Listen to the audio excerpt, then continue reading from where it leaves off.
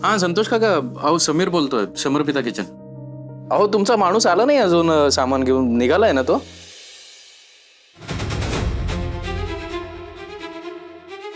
हो काका, अहो पण असं अचानक कसं काय तुम्हीच म्हणाला होतात ना की तुमचा विश्वास आहे आमच्यावर आणि तुमची खात्री आहे की आम्ही पैसे बुडवणार नाही. मग हे असं अचानक आयत्या वेळेला,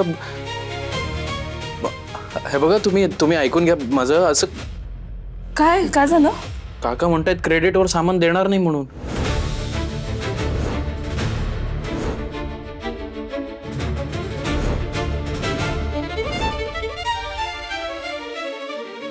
असं कसं?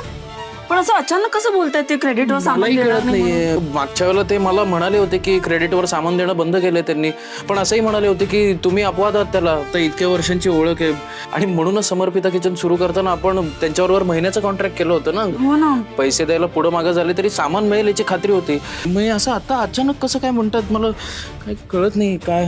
नाही हो, सामान नाही आलं तर प्रॉब्लेम होईल. म्हणजे आपल्याकडे ना फक्त एक दिवस पुरेल एवढाच किराणा आहे बघा, आणि आपल्याला 35 डबे पुरवायचे असतात रोज. कसं करायचं परवापासून? त्या आधीच्या ऑर्डरचे पैसे मी सगळ्या लोकांना देऊन टाकले, त्यामुळे रोख पैसे देऊन सामान आणणंही शक्य नाहीये. आणि आपलं किचन नवीन आहे म्हटल्यावर कोणी आपल्यावर विश्वासही ठेवणार नाही. नाही, मला वाटतं काहीतरी गैरसमज झाला असेल किंवा असेल काहीतरी वेगळं कारण असेल. आपण एक काम करू, आपण जाऊन संतोष काकांना भेटू त्यांना विचारू त्यांना की काय नक्की प्रॉब्लेम झालाय ते. हा ठीक आहे, तुम्ही म्हणताय तर तसं करूया. हे चव्हाण काकांना भाजी घेऊन येऊ दे, मग जाऊ. चव्हाण काकांनी पण यायला पाहिजे होतो आतापर्यंत. का नाही आले काय माहिती, फोन पण नाही उचलत आहेत ते.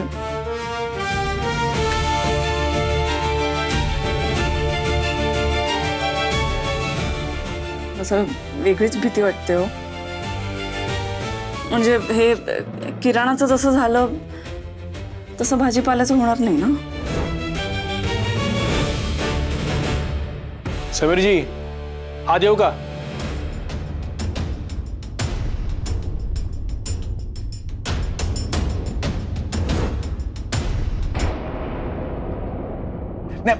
मला एक कळत नाही, म्हणजे हे सगळं कसं शक्य आहे? मी नकार दिला होता ना ते एनओसी पेपरवर सही करायला. तुम्ही सगळे होता, तुम्ही सगळ्यांनी बघितलं ना. मग त्या एनओसी पेपरवर माझी सही आली कुणी केली? आणि मला हे कळत नाही, तो एनओसीचा पेपर त्या महापालिकेच्या ऑफिसमध्ये कसा काय पोहोचला? म्हणजे काय मला खरंच कळत नाही कसं. बाबा तुम्ही बसा. बाबा शांत. बाबा बसा. बसा इथे बसा. म्हणजे सही झाली कशी माझी? बाबा शांत व्हा तुम्ही. मी सही नव्हती केली. सही बाबा. कशी आली मला खरंच कळत नाही. शांत व्हा. काय थोडं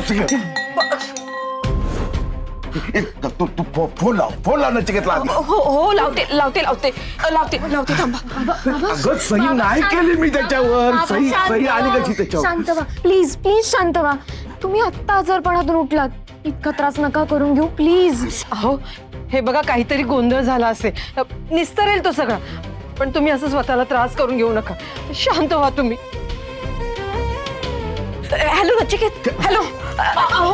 बाबा नचिकेत, हे बघ, तू जिथे असशील, जसा असशील तसा ताबडतोब मला इथे येऊन भेट.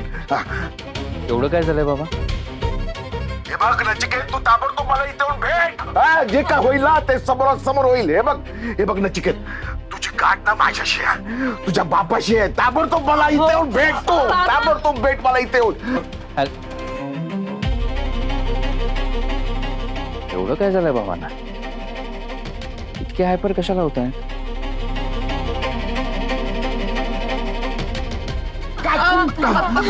बाबा बसा, शांत व्हा. सही आली कशी त्याच्यावर? सगळं व्यवस्थित. अहो शांत. या ना बोरकर साहेब, या ना.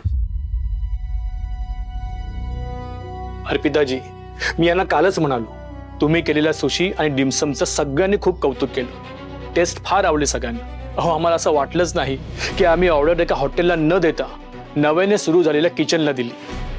थँक्यू साहेब, थँक्यू. तुम्ही या ना, बसा ना. तुम्ही चहा घेणार की कॉफी?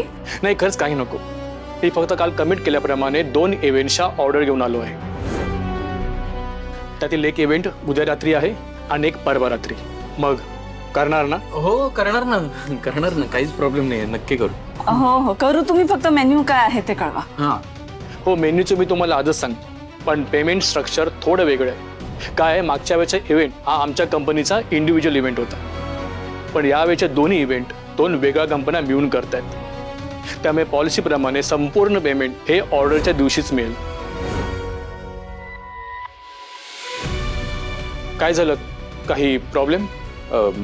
नाही, काही प्रॉब्लेम नाही आहे. करू ना आपण, ऑर्डर करू. ठीक आहे, मग दोन्ही इव्हेंटचे मी मेन्यू संध्याकाळपर्यंत पाठवतो आणि किती माणसं असतील हे सुद्धा कळवतो. ओके, येतो मी. Thank you so much.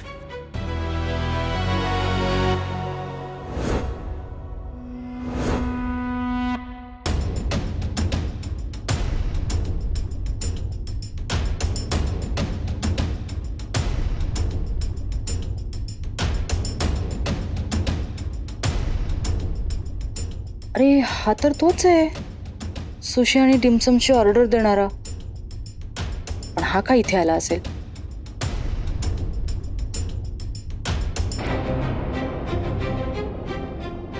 या गोष्टीचा आनंद व्हायला हवा, नेमकं त्याच गोष्टीचं टेन्शन आलं. ऍडव्हान्स देणार नाही म्हटल्यावर सगळी ऑर्डर आपल्या पैशाने पूर्ण करावी लागणार आहे. पण स्टॉकच नसेल तर ऑर्डर पूर्ण कशी करणार आहोत आपण? पैशाचं तर नुकसान होणारच आहे, पण समर्पिता किचनचं आत्ता कुठेतरी नाव व्हायला लागलंय ते या अशा कारण. नाही, तुम्ही टेन्शन घेऊ नका. आता आपण जातोय ना संतोष काकांना भेटायला, होईल सामान अरेंज, होईल सगळं व्यवस्थित. आणि तुम्ही विसरू नका, आपल्या पाठीशी आपला बाप्पा आहे. हा, चला लवकर आपण भेटून येऊ त्यांना. चला.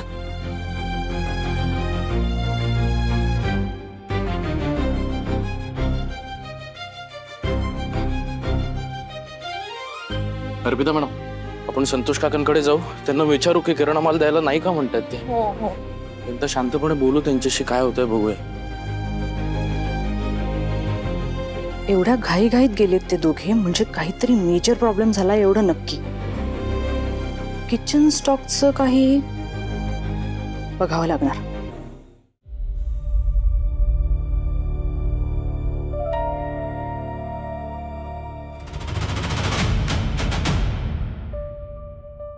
झालं उंडारून?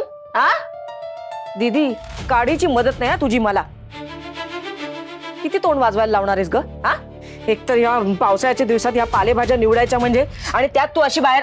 आई, हे जरा बाजूला ठेव, आधी मी काय सांगते ते ऐक. काय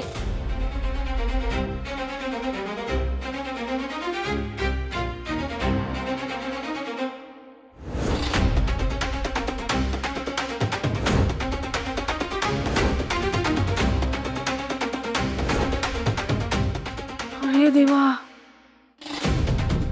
म्हणजे काय सांगतेस तू हे? झालं म्हणजे परत एकदा टेन्शन. सगळ्या मेल्या अडचणी येऊन ना या पैशापाशी येऊन थांबतात. आई, मला वाटतं ना समर्पिता किचनला ग्रहण लागलंय, ग्रहण. जरा गोष्टी मार्गी लागायला लागल्या ना की काहीतरी प्रॉब्लेम होतो. मला ना हे सगळं विचित्र वाटतंय बघ, म्हणजे काही साधं सुद्धा नाही वाटत आहे. म्हणजे बघ ना, आपला समीर किती सरळ मार्गी आहे ना, कुणाच्या आध्यात ना मध्यात, किती मन साफ आहे त्याचं. मग हे असं अचानक ते मालाचा स्टॉक असा अचानक बंद का केला त्या लोकांनी, काय माहिती. मी सांगते.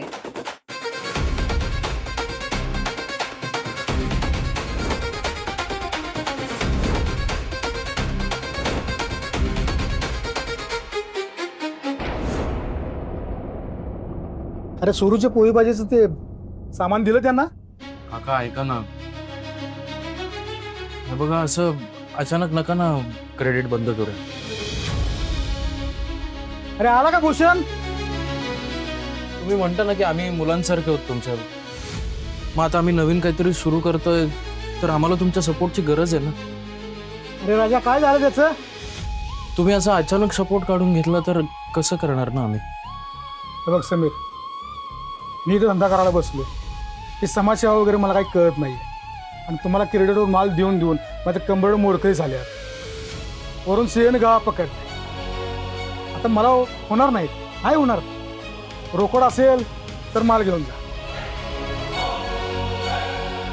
अरे काय झालं त्याचं? काका काका हो, काल परवापर्यंत उधारी द्यायला तुम्हाला काहीच प्रॉब्लेम नव्हता, मग आज आता आहे ना प्रॉब्लेम. धंदा माझा आहे, दुकान माझं आहे. कसा धंदा करायचा ते मी ठरवणार. का आपलं इतक्या वर्षांचं नातं आहे अहो. तुम्ही एकदम असं म्हणजे बघा आत्ता सपोर्ट करा तुम्ही आम्हाला. एकदा का सगळं सेट झालं ना की आम्ही रोख पैसे देऊन सामान घेत जाऊ. हो हे बाबा, इतके दिवस दिला ना माल, केलं ना आपला आपला म्हणून क्रेडिटवर माल दिला ना तुला. आता नाही जमणार मला. सगळं डोक्यावरनं पाणी चाललंय. जा, एकदा सांगितलं ना तुला, काही होणार नाही. तुझाही वेळ घालवू नको आणि माझी धंद्याची खोटी करू नको. निघा बाबा.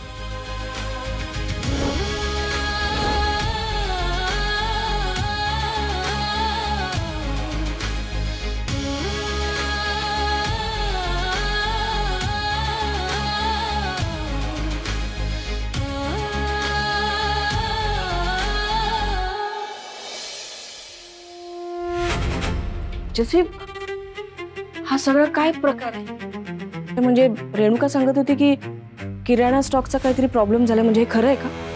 आणि असा अचानक समर्पिता किचनला मिळणारा तो स्टॉक आणि भाजीपाला बंद झाला, काय आहे नक्की आहे? समीरची आई ही तर फक्त सुरुवात आहे. पिक्चर तर अजून बाकी आहे.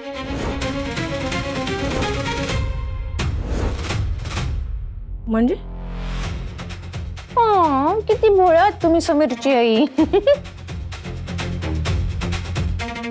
म्हणजे जे जे सपोर्टर समीर आणि अर्पिताला समर्पिता किचन उभं करायला सपोर्ट करतायत ना, तो सपोर्टच काढून घेतला जाणार आहे. जोपर्यंत समर्पिता किचन पूर्णपणे कोलॅप्स होत नाही तोपर्यंत प्रयत्न त्यांचे चालू राहणार. अगं पण कोण करतंय, कोण हे सगळं? या भिकारड्या अर्पिताला वाचवण्यासाठी समीरने ज्याच्याशी वाईटपणा घेतला ना, तोच विराज कामत.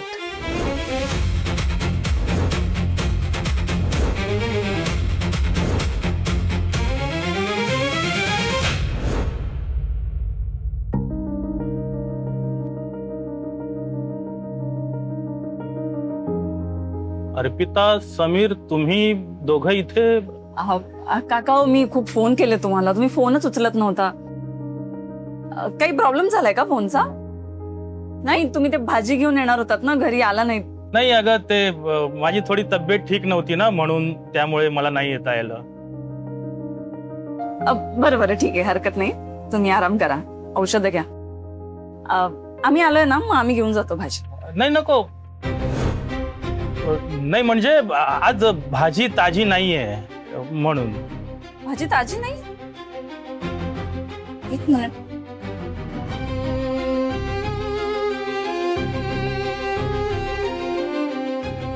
नाही हो, व्यवस्थित आहे बघा ना. हे बघ अर्पिता, यापुढे मी तुला क्रेडिटवर माल नाही देऊ शकत.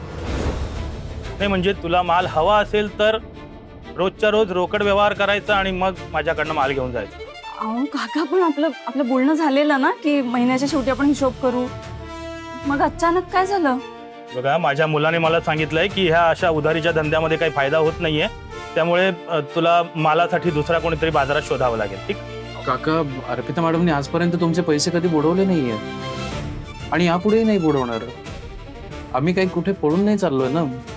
उलट आत्ता तर आमचं किचन सुरू होतंय. हो काका, प्लीज. हे बघा, आम्ही विनंती करतो. माझं काही चुकलं असेल तर तुम्ही सांगा ना मला, पण असं अचानक डोक्यावरचा हात काढून घेऊ नका हो. तुम्हीच बोलता ना मी तुमच्या राधिकासारखी. मग राधिका समोर उभी असा विचार करा आणि प्लीज मदत करा मला. असं अचानक असं काहीतरी वागू नका. बघा पोरांनो, मला समजून घ्या, माझी भी काहीतरी मजबुरी आहे ना. काही झालंय का काका? कोणी काही बोललंय का तुम्हाला? हे बघा, तुम्ही निघा आधी इथून. हे बघा, मला काही बोलायचं नाही यावर. आणि पुढच्या वेळी जर क्रेडिटवर माल घ्यायचा असेल तर इथे येऊ नका प्लीज. हां प्लीज. ठीक आहे, चला. आणि आजपर्यंत मदत केली त्याबद्दल थँक्यू. अहो चला.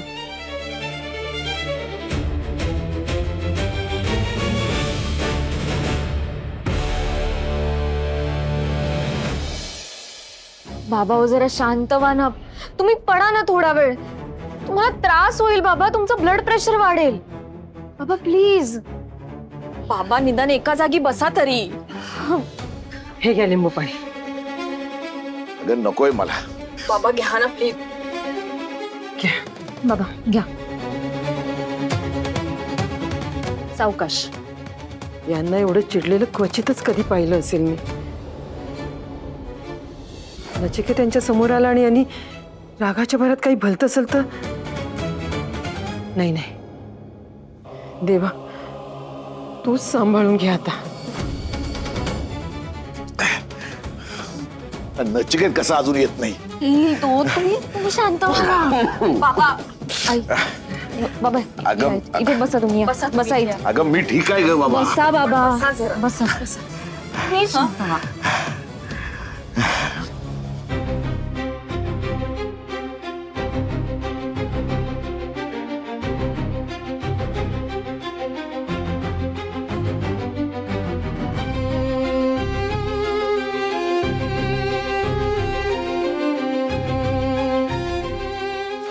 बाबा नचिकेत, हा सगळा काय प्रकार आहे हा? लाज नाही वाटली तुला बापाला फसवायला? काय झालंय मला कोणी नीट सांगणार आहे का? अरे काय सांगणार काय? अरे एनओसी पेपरवर मी सही केलीच नव्हती तर त्यावर माझी सही आलीच कशी? नचिकेत नेमकं काय केलंयस तू? नचिकेत, तुझ्या बाबांनी तुला तिथे का बोलवलं हे आपल्याला माहिती नाही. तिथे काय घडणार आहे हेही आपल्याला माहिती नाही. पण एक गोष्ट लक्षात ठेव, इन केस बाबांना एनओसी बद्दल कळलं असेल तर काहीही झालं तरी देसाईचं नाव अजिबात घ्यायचं नाही. का? अरे सरकारी माणूस आहे ना तो जर आपल्या हातातून गेला ना तर आपली सगळी कामं रखडतील. आणि अशा गोष्टींमध्ये कुणाचंच नाव समोर येऊ द्यायचं नसतं. मी काय म्हणते हे लक्षात येतंय ना तुझ्या?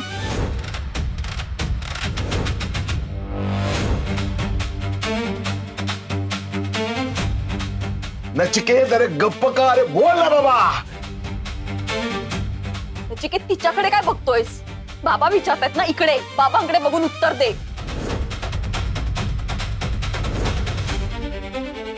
दादा अरे का वागतोयस असा? बाबांना किती त्रास होतोय बघतोयस ना. तू तू खरंच काही केलंयस का? बोल ना दादा.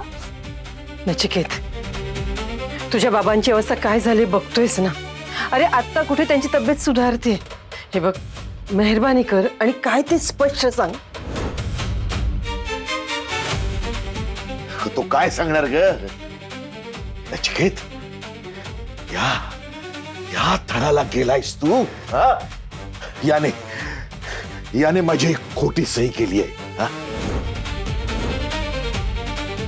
अरे बाप आहे ना मी तुझा. अरे याचा तरी विचार करायचा ना. मला फसवता ना. एक मिनिट. मी काय केलंय, कसं केलंय हे महत्वाचं नाहीये. हे करायला तुम्ही मला भाग पाडलं हे महत्वाचं आहे. मी त्या दिवशी आलो तेव्हाच मला सही दिली असती तर कदाचित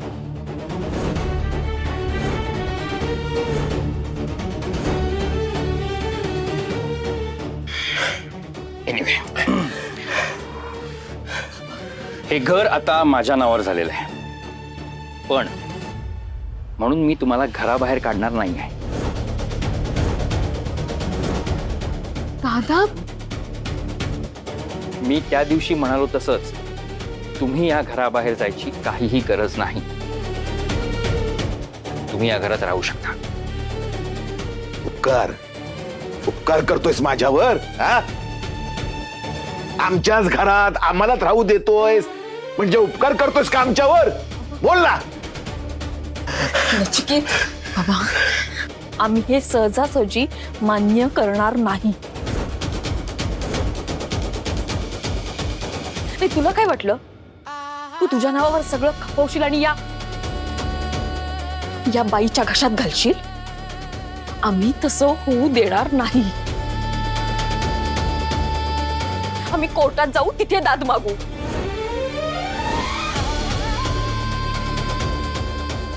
तुरुंगात पाठवा तुला खडी फोडायला नचिकेत. बास. मी शांतपणे बोलतोय, वागतोय म्हणून माझ्या डोक्यावर बसायला लागलाय तुम्ही. माझे पेशन्स चेक करू नका. काय काय करायचंय तुम्हाला? कोर्टात जायचंय? वकिलाकडे जायचंय? जा जा, बिंदा जा. मी नाही अडवणार तुम्हाला. पण जर तुम्ही असं वागणार असाल तर मला सुद्धा माझी डिग्निटी सोडून वागावं लागेल. तुम्हाला कुठे जायचंय तिकडे जाओ. कोर्टात जाऊन दाद मागायचे ना मागा, पण माझ्या घरात राहून नाही.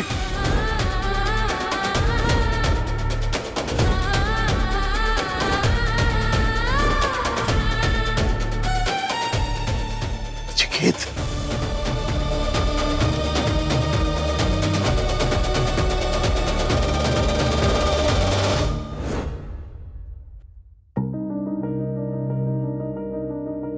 अर्पिता मॅडम, मला हे कळत नाहीये, संतोष काका, चव्हाण काका अचानक असं का वागायला लागले? माहित नाही यार. पण तुम्ही काही टेन्शन घेऊ नका. आजपर्यंत जसं सगळ्या संकटातून मार्ग सापडलाय ना, यातूनही मिळेल काहीतरी. आपण करू भाजी आणि किराणाचं करू काहीतरी. पण आता क्रेडिटवर भाजी कोण देणार आहे आपल्याला? ओळखीचीच माणसं देत नाहीये, बाकीचे कसे देणार?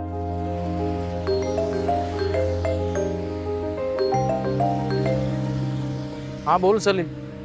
अरे ब्रो, मी ते आपल्या पॅकेजिंग मटेरियल सप्लायरकडे गेलो होतो.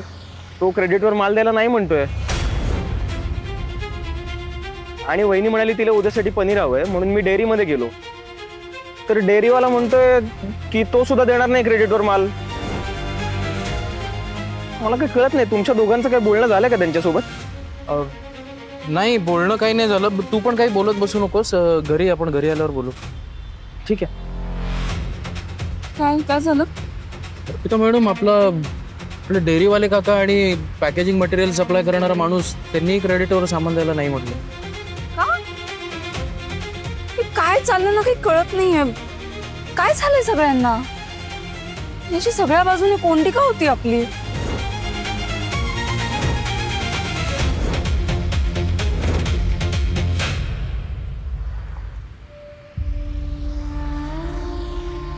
आत्ता कुठे सुरुवात होत होती, जम बसायला लागला होता. आणि हे अचानक असं कसं? अर्पिता मॅडम, नेमकं काय घडलं ते पण कळत नाहीये. तुम्ही म्हणालात तशी सुरुवात तर खूप छान झाली होती. दृष्टच लागली बहुतेक कोणाची तरी. आपल्या समर्पिता किचनचं यश पाहावलं नाही कोणाला तरी. पुढे काय कसं काहीच कळत नाहीये.